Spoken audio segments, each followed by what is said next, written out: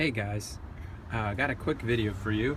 If you're leaking a little oil like this engine's hot right now, but if you're leaking a little oil or you find oil somewhere on the engine here, the first thing and the cheapest thing to do is to check the cap. It has a little rubber seal underneath which leaks, and especially on the Volvo 740, it's known to have this problem.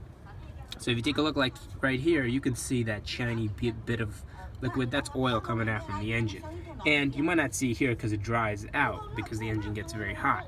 But it might seep lower and get into other components. It could be your cam gasket. I believe mine is leaking because I have quite a lot of residue in the back. So I will be changing that. But I decided since I need a shim valve adjustment, I'm going to do that.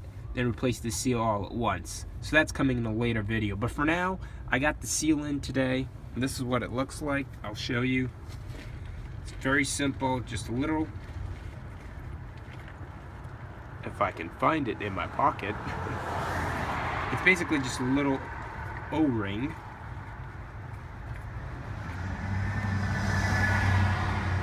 That looks like this, and it goes on the inside of the cap. And what I'm gonna do is I'm gonna use a little this is just a rubber vinyl care spray that I like to use, and I just think it makes the rubber last a little bit longer, prevents it from drying out.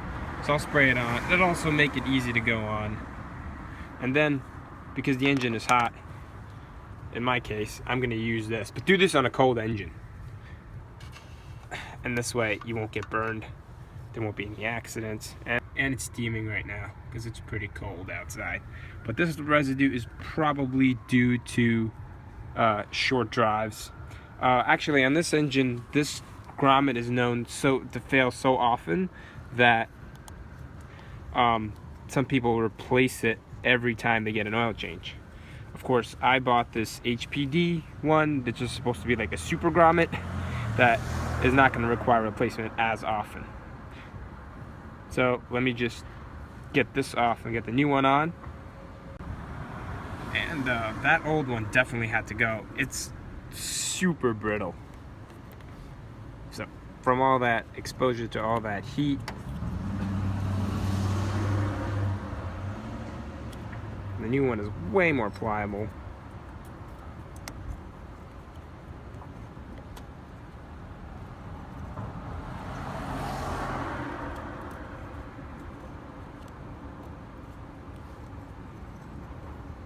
So here it is. What we're gonna do is we're gonna wipe off the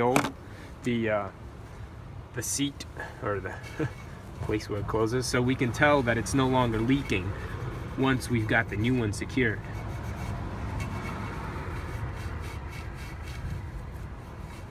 The engine's pretty hot, but not that hot. It's cold outside, so it's actually kind of nice to touch it. Okay, so now that we got that nice and clean, we're gonna put our new cap back on there. It just goes in like that. And that's a really nice tight fit, so we know we won't be leaking anymore.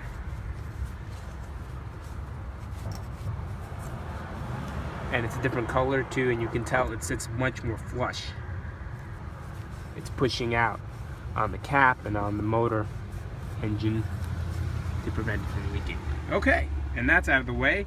And sometimes that can cause a vacuum leak too, but not likely because this does seal pretty tight. But it's one more thing you've taken care of, and you know it's not gonna be an issue for a long time. Okay, so what we're gonna do now is we're gonna switch out our old K&N filter, because what I found out is, just from my own experience, that my mass airflow sensor gets really dirty when I use the K&N, and I recently cleaned my MAF, and I ordered a new filter. I trust Male, so that's what I got. Also, it was inexpensive, and about $11, and I got it. So I'm going to replace my K&N filter that I bought a couple years ago. It's a little dirty, but the thing is, I don't like it dirtying up my MAF and affecting my car's performance, since I work on it, and I like to check things off and know that I've taken care of an issue. I don't want this to reoccur. So that's just me. I'm not saying anything bad about K&N at all, but I've had an experience where it has made my mass airflow sensor dirty, so that's not an issue I want in the future, so I'm switching it out. But if you trust Canon and it works for you, then by all means. I'm not being endorsed by any company. I do this on my own free time after work. As you can see, it's dark outside, and this filter is not dirty, but pretty clean. You can see not a lot of miles on it. This airbox, however, it's probably seen better days. I wish I had a vacuum on me so I could get these metal particles off. And these are coming from my preheat hose. This car has a preheat hose which allows it to run at optimal temperatures when the engine is cold. So let's get that new air filter in there. And in case you're wondering how to install an air filter, that's exactly what we're going to do right now. This is usually the way they look. Sorry, one-handed operation here. Okay. So, and the way they go is with this membrane down, like this. But the most important part of installing an air filter is you want to make sure that the fit is just right. See how this fits into the groove for me, like that? That's the key right there. You want a perfect insulation all around, like that. And I haven't seated that side. But you want it to be a perfect fit. That's the most important part. Right there, you see how that fit in like a glove? Right there. Right there, basically all four corners. Then you can seat this thing right on top as part of the airbox. Make sure it lines up. Make sure you've got a good seal. That's the key.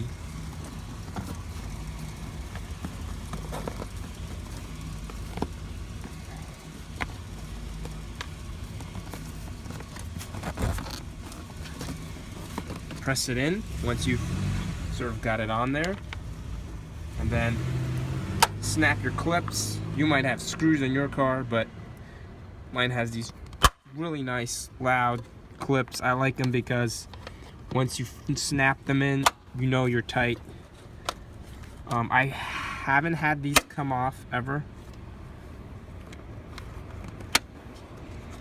so that's that. We probably will take this sticker off. I just don't feel like peeling it off right now, and also it'll keep nosy mechanics out of my airbox. Well, I know that I've just replaced this, and you can put the mileage on it if you want, so you can know, you can use this to put your mileage on it. It's a good idea, and then you'll know, you know, when you need to. Here's another bit of preventative maintenance that we're going to do. I'm going to remove this cap from the brake booster cylinder because it has, I don't know, it was so hard to open last time that I suspect that maybe something's wrong with it. Definitely there's a seal in here that might go bad after a while, and this is supposed to relieve some kind of pressure. We're not going to throw this away, obviously. We're going to put this in our spare parts bin, but we got this new cap in from IPD. It has our dot on there and everything. And we just treated it with some of that rubber thing, and we're just gonna put it on like that, and we're gonna make sure it's snug.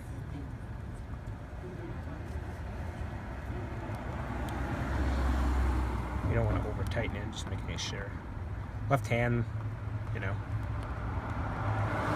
Okay, it's plastic. It's a bit tricky with plastic. You don't want to. There we go. You don't want to overdo it.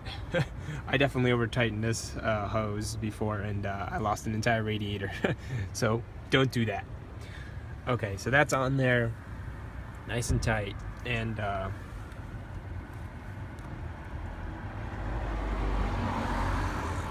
wish there were torque specs for this kind of thing. Okay, that's good, and that's it. Real easy. Here's our old one. I'm gonna put it in our spare parts bin. Thanks for watching. Here is another important seal that you can change. This seal right here, over time it obviously becomes flush and doesn't really block out oxygen from being sucked into the engine, so that could be causing a vacuum leak as well, although unlikely, but it could be. This one's old. It also keeps debris out of your engine, so we're just going to switch it out with one of these, and we're probably going to use a screwdriver to do that. So let's get to it. Okay, so unfortunately I couldn't get that one off without snapping it. It turned out to be really dry and brittle, which makes sense because it's been on there for 30 years probably. So now we're just gonna slip the new one on. And it should slip on pretty easily because I can feel that it's nice and soft. And there we go. And this is good because now you can see it sticks out a little bit. So once it gets in there, it should squeeze tightly and keep oil from coming out. And see, you can see there's oil on the side here. So when there's some pressure on the engine, maybe because you shouldn't really be getting oil out from here anyway, but, and now you can see it's nice and tight in there. Good. But that's probably due to the fact that we have a breather box that's in there that probably needs to be taken out and cleaned. Just getting a good look at it right now. It's that black box behind that really bright red thing is a box you can barely see because it's pretty much covered with old oil. And from there is the flame trap, which I have actually serviced very recently. But you see it still has some oil coming off of it. That's probably because we have a backed up PVC system to some extent, and we're probably going to try to get that out. You can see one of the bolts right there, maybe hard to tell, but that's the bolt right over there, and that's one of the bolts that you have to get off. But first you have to get off this idler control valve. It's just basically a motor that lets engine in when you're in idle, controls how much, and that's a good idea to clean with like a same thing you use to clean your MAF sensor, because that cleans the sensitive components. And maybe we'll do a video about that. But for now, let's do the transmission stick.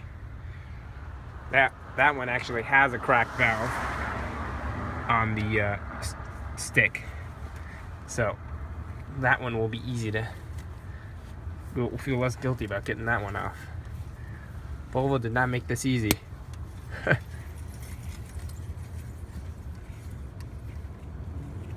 There's like a little thing here that prevents you from opening it with one hand, kind of almost. But we got it. And it's not easy to get to. You can see it's behind all this other stuff. Good time to check your emission fluid, but I recently did, so I'm not worried about that. I'm just gonna put this on the rag.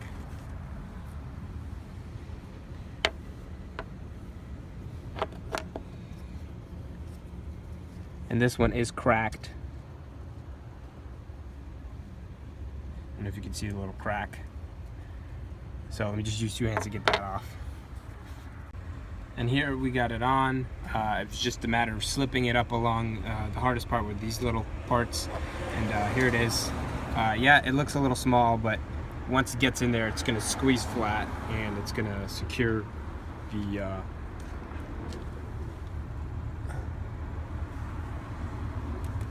now it takes a little bit of trickery to get it back in here, but you guys have that figured out. Okay, and one last thing that's pretty easy to replace is one of these caps right here. And the reason you want to replace this is because if dirt gets in the system, which you can see there's a lot of dirt that pools around here when the water comes down, that will clog your tubes and or your nozzles on your hood, and that will prevent you from spraying and cleaning your windshield. Even though that might seem trivial, that's a safety issue, so that is something you should probably change out. So here's this new cap. This one's looking old and brittle, and this thing is looking suspect. Also, it's blue, so it's kind of cool. And I think it was like $7 or something. So I thought I'd change this out. It's got the official Volvo seal on it. This one doesn't. So that's going to be a cool thing. The way you get it out is there is a, you can see it's a tab just like that, and you can put your hand in there and feel for it, and then you want to get it off. Try not to drop any dirt in there, because that won't be good. That's exactly what you're trying to prevent, even though there should be a filter on the bottom there. And mine just broke off. That wasn't really the purpose. I wasn't really going for that. I was hoping to pop out, but I think that's how it's made. So let's just open this. And this is pretty simple. You just insert this, gotta force it in there. It's like an arrow, so it only goes one way.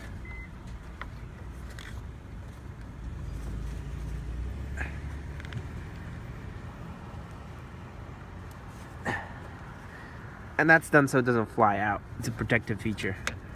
Okay, and once it's in, it's in. And then it's gotta pop on tight. And you see this one isn't as loose as the other one. This one's nice and tight, so it's gonna prevent any dirt from getting into your reservoir system. Okay, if this was helpful, thanks for watching. Please subscribe.